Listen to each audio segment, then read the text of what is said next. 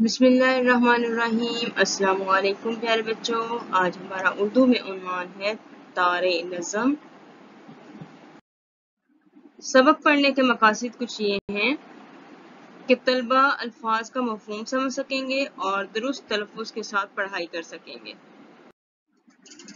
ابتدائی سرگرمی، طلبہ کی سابقہ معلومات کا جائزہ لینے کے لیے سوالات پوچھے جائیں گے۔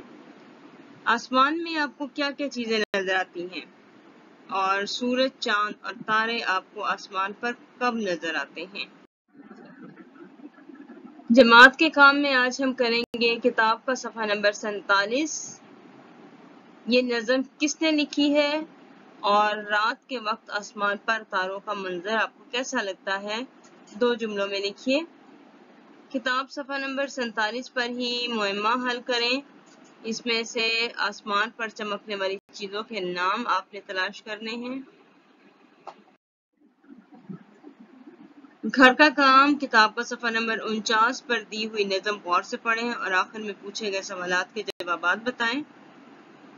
امید ہے اس نظم سے آپ بہت لطف اندوز ہوئے ہوں گے۔ اسی کے ساتھ خدا حافظ۔